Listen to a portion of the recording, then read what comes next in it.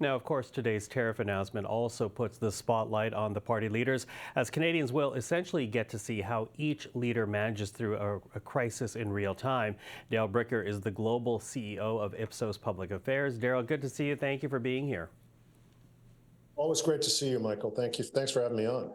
Listen, I think it's worthwhile to start with some of your latest research because, recently you reported that Mark Carney is viewed by Canadians as the best leader to navigate Canada through tough economic times. In fact, we have the board here for people at home. A 15-point advantage for Mr. Carney over Mr. Poilievre on that impression alone. So how important will Mr. Carney's response to these Trump tariffs be for the Liberal leader?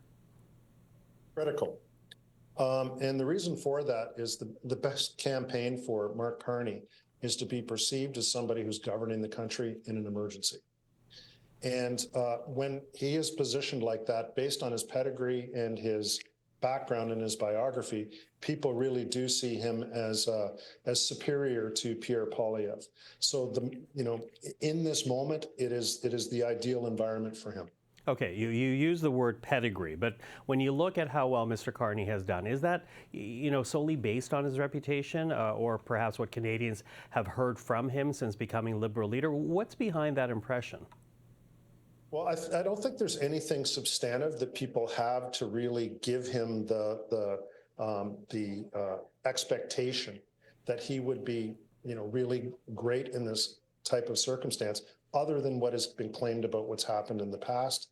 And their knowledge and memory of that is not necessarily that great. So I think what we're seeing here is really more, and I use the word expectations, is that he looks like he could play the part. And looking like you can play the part is part of the game, actually, a big part of the game. But there's all these expectations that have been placed on him. So the question is whether or not he'll be able to live up to them.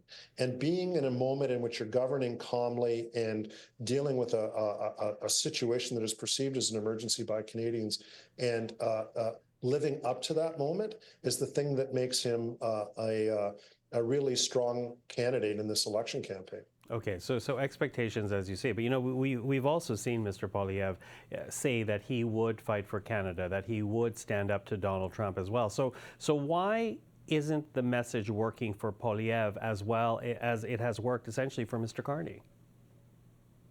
Well, Pierre Poilievre's basically spent the last 2 years talking about Canada being broken, using a lot of the, maybe not the specific words, but enough similar words, and certainly the affect of Donald Trump in terms of being critical of the direction of the country.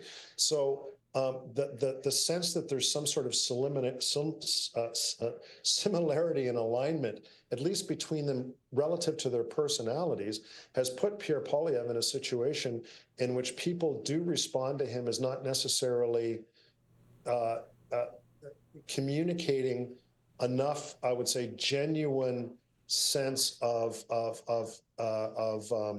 confrontation with Trump. So the question that we asked in our survey was, which of the two would be more likely to roll over for Trump in a negotiation? And Poilievre does way, way worse than Mark Carney does. Now, do they have any reason to believe that at this moment? No, it's just the impression that they have of the two of them, as I said before, the affect, the pedigree of Mr. Carney, what they've experienced from Mr. Poilievre as a politician over the last while, doesn't suggest that he's well positioned to do that, at least at the moment, in comparison to Mark Carney. And it's not based on any, strong factual sense of either of the candidates. It's just what people feel.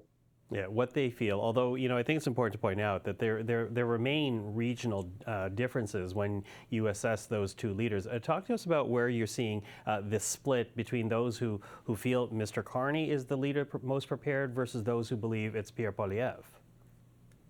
Well, it's basically any place other than the prairie provinces that feel that Mr. Carney is best prepared, and then the prairie provinces, including Alberta, that feel that Mr. Poilievre is better prepared.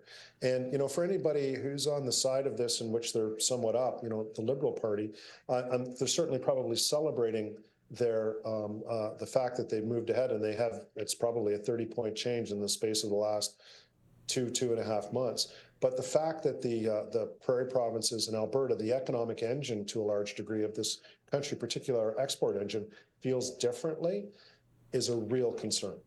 Yeah, a real concern. So if you're conservative, if you're Pierre Poilievre, and you want to make up the difference, what can be done? Is there a clear path to close the gap if you're a conservative? Absolutely. The one group of the population that most needs to be aligned with Pierre Poilievre is talking about, and not just what he's talking about, but believing he's the best person to be able to deal with this situation, this moment, are car commuting suburbanites outside of our major cities. The coalition for the Conservatives these days is not the same as the Liberal coalition. The coalition for the Conservatives is the West, particularly the prairies in Alberta, Alberta or British Columbia outside of the of downtown Vancouver and downtown Victoria, and then when you get into Toronto, those major cities, particularly Toronto, the GTA, the 905 that we always talk about, that's where he has to be winning. And interestingly, even though the Liberals are ahead by 6 points in the province of Ontario, at least in our polling, they're only ahead by 6 points nationwide. They're only ahead by 4 points in Ontario, and they're tied in the 905.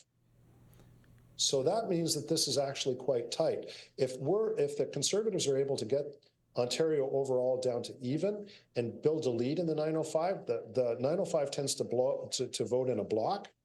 They would actually be in a reasonably good position, even if they're behind in the national polling, the same way that the Liberals were in the previous two elections. So basically to say, as much as this is boiled down to a two-party race, it's still not over, Darrell. It is not over. And I think anybody who thinks that it is, just as quickly as the Liberals went up, the way I've described it, Michael, is it's kind of like the Hindenburg, the big balloon full of flammable gas that's going across the Atlantic Ocean and going towards an electrical storm, because that's what an election campaign is.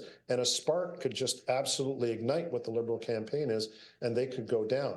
But I have to remind people that the Hindenburg made it across the Atlantic Ocean 30 times successfully before it blew up. So the question is this number 30 or is this number 31? We don't know yet. Okay, well, we are watching. Darrell, always appreciate the insight. Thank you for that. Thank you.